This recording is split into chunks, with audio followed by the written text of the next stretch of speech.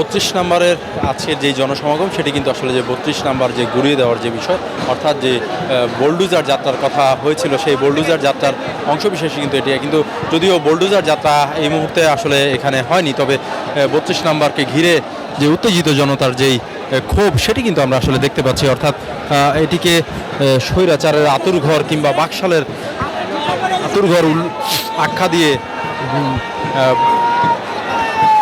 ভাঙচুর বা তাণ্ডবলীলা চালানো সেটা কিন্তু আসলে তারা চালাচ্ছেন স্থানীয় জনতা।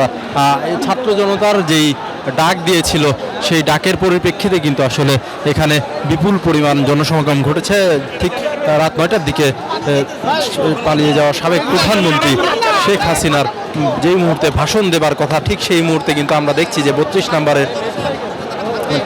নাম্বারের যেই ভাঙচুর, এখানে কিন্তু আসলে ভাঙচুর শেষে কিন্তু আসলে আগুন জ্বালিয়ে দেওয়া হয়েছে। অর্থাৎ বোলডুজার দিয়ে আসলে এই 32 নাম্বারের বাড়ি গুড়িয়ে দেওয়ার কথা থাকলেও আমরা কিন্তু 32 নাম্বারের আশেপাশে কিন্তু কোনো তবে বোলডুজার না আসলেও এখানে কিন্তু ছাত্র জনতার যেই আগমন এখানে ঘটেছে সেই আগমনের ফলে কিন্তু আসলে 32 নাম্বার এলাকাতে 32 নাম্বার এলাকাতে কিন্তু বিপুল পরিমাণ ছাত্র জনতার যে সমাগম সেটি কিন্তু আসলে ঘটেছে এবং যে যার মতো পাচ্ছে সে কিন্তু তার মতো করে এই 32 নাম্বার যে ভাঙার যে বিষয়টি, অর্থাৎ 32-এর যে স্মৃতি সেটি ঘুরিয়ে দেওয়ার যে বিষয় সেটি কিন্তু আসলে তারা পালন করছেন। এবং এই যে 32 সেই 32-এর